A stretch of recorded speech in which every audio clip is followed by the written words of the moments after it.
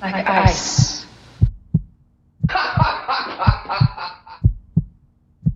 You won a round. That's your only round so far. Practically said I had something to do with the... No, I said it. Let's play something else. I want to give a shout out to a couple of fellow YouTubers, Terrence McQueen and Night Watch Zone. First, Terrence McQueen. If you're a fan of films that are off the beaten path and like your reviews with a little humor, you need look no further than his channel. Great reviewer with a great big heart to match. And then there's Night Watch Zone. If you like horror, action films like Predator, Terminator, and Rambo, then believe me, there is no channel that does it better than Night Watch Zone. Hands down the hardest working movie reviewers. Get down! I've included links to both of these channels in the description. Check them out, come back, and let me know what you think. Now, back to my review. Thanks for watching my review and analysis of director Norman Jewison's 1968 heist film The Thomas Crown Affair, directed and produced by Norman Jewison, starring Steve McQueen and Faye Dunaway. However, before I get started, I would appreciate it if you would subscribe to the Godfather of Cinema, movie reviews and more. Give this video a thumbs up, leave a comment, and hit the bell so that you won't miss any new videos that I'll upload in the future. Boundaries are important. An independent insurance investigator, Vicki Anderson, is an expert at setting boundaries when it comes to business and pleasure, all while using her beauty and charm to make insurance scammers forget that she only cares about one thing, and that's winning. In fact, she's so good at what she does that they call her Special. because she can read men like an open book from a mile away. For as soon as they see her and smile at her because she is a very beautiful woman, she wins and loses interest in and respect for them immediately.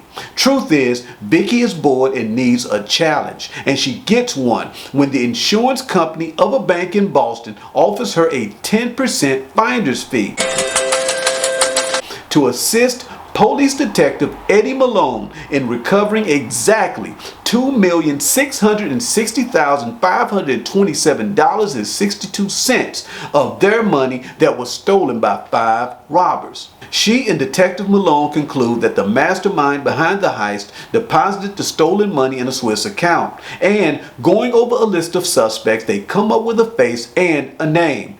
Thomas Crown, mid-30s, good-looking, divorced, rich, thrill seeker, college educated, intelligent. In other words, the perfect prey. For Vicki, that is, but not for Detective Eddie Malone, who sees Crown as competition for Vicki, who uses all of her feminine charms to get Thomas Crown to let his guard down.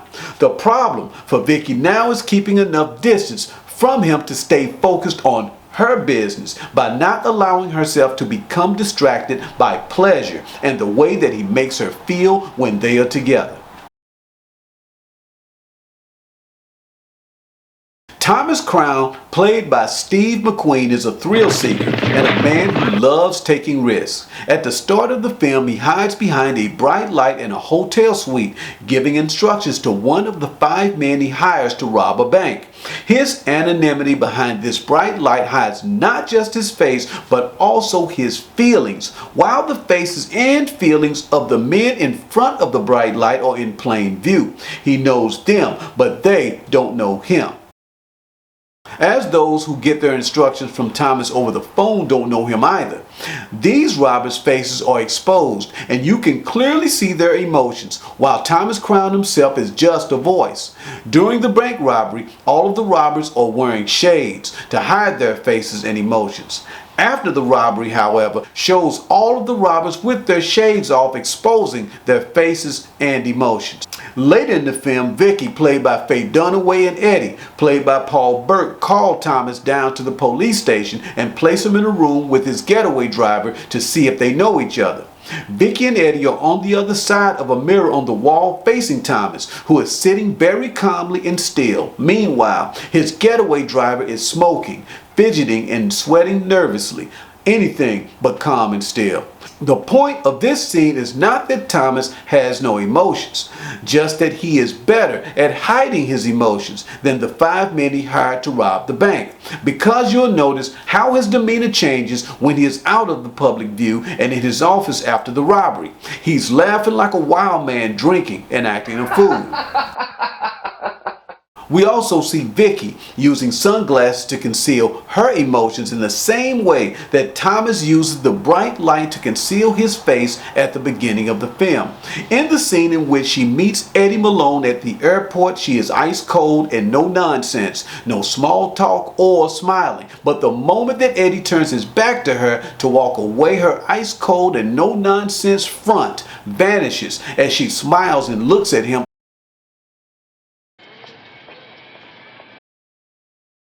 In contrast to Thomas, Vicki, and even the robbers, who at least have enough sense to hide their faces and feelings behind sunglasses while robbing the bank, Detective Eddie Malone makes no attempt to hide his feelings by greeting Vicki with a big smile when he meets her for the first time at the airport, and then getting an attitude when she completely ignores him. In another scene, Detective Malone and Vicki are going through a stack of pictures looking for suspects, and when Malone sees Thomas Crown's picture, he puts it at the bottom of the stack to keep Vicki from seeing it. When Thomas and Eddie see each other face to face at the police lineup, Thomas looks calm and confident before Eddie, whose face is tense with jealousy.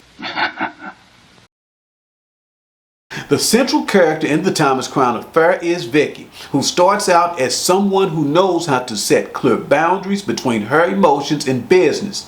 To her, figuring people out is a game, and she loses interest very quickly in men who are easy to figure out, like Detective Eddie Malone. And for this reason, Thomas Crown intrigues her because he is a challenge. She is attracted to him. However, the name of the game is winning, and in order to get the 10% finder's fee for the $2,660,527.62 that he stole from that bank, Vicki knows that she has to stay focused on her business and get Thomas Crown to forget about his business.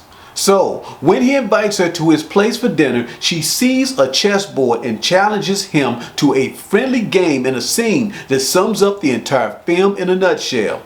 Vicki turns up the heat, figuratively and literally, to take Thomas out of his game. She goes on the attack, employing subtle but powerfully effective maneuvers, opening her legs very wide, caressing her shoulder, licking her fingertip, and gliding her fingers up and down the long shaft of a chess piece. Thomas stands up after the game in order to hide the effect of her attack, or his giveaway, before taking her into his arms and making love to her. And for a moment, it seems like she has actually won the chess match by getting Thomas to show, quote unquote, his hand. However, this does not turn out to be the case at all, for it is she who loses the chess match by showing her hand. For out on his balcony, having breakfast after making love, she looks completely spaced out, while Thomas is sitting across from her with his legs crossed, reading the Wall Street Journal, completely stoic. This scene sets the tone for what happens next in the film, for up to this point, the only professional who expresses his emotions is Eddie Malone. As he does when he smiles upon seeing Vicki for the first time at the airport, and as he does by flaunting jealousy like a cheap suit over Vicki's obsession with and admiration for Thomas Crown. And when she spends the night with Thomas, Eddie really loses it. She rationalizes her methods, however, explaining to Eddie that the time she spends with Thomas and what they do when they're together is just business. But this is not the way that Eddie sees it. As far as he is concerned, it isn't just business. Sharing her body with Thomas for the bank's 10% finder's fee has, for all practical purposes, turned her into a prostitute. Eddie catches Thomas on camera kissing another woman in a restaurant, and Eddie takes a great deal of pleasure in showing these pictures to Vicki and seeing the raw jealousy on her face. But this look on her beautiful face makes Eddie even more jealous and resentful, as you can only be jealous of someone you have emotional equity in. So, when Thomas takes her to see his unfinished beach house and she asks him if he's seeing another woman, he tells her the truth, that that woman was just a way to put her back in touch with her feelings. Feelings she'd shut off like a tap in her obsession to become a top insurance investigator. She can be a professional and do her job, but she can also be a woman with feelings too. The film's opening scene of images quilted together was conceived by self-taught graphic designer Pablo FERRO, who also did work on A Clockwork Orange, Bullet, and Doctor Strangelove, or How I Learned to Stop Worrying and Love the Bomb. He, along with cinematographer Michael Chapman, co-designed the collages of the polo scene and the bank robbery scene. I believe that the use of multiple moving panels or thematic motifs of the chess match between Vicki and Thomas. It's like getting a certain car and then everywhere you go seeing the same car. Same with the chessboard. You see the chessboard in the infinity effect created by the square border of a series of phone booth windows framing one of the bank robbers. The atmosphere of the film is established in the opening credits by the lyrical pictures of Michel Legrand's Windmills of Your Mind, which won the Academy Award for Best Song. This is one of my all-time favorite Steve McQueen movies, second only to his 1971 film Le Mans. If you haven't seen The Thomas Crown Affair or Le Mans, you should definitely check them out. Once again, thanks for watching my review of director Norman Jewison's 1968 heist film, The Thomas Crown Affair, and be sure to give it a thumbs up, subscribe to the Godfather of cinema, and hit the bell for more reviews like this one. I will see you soon.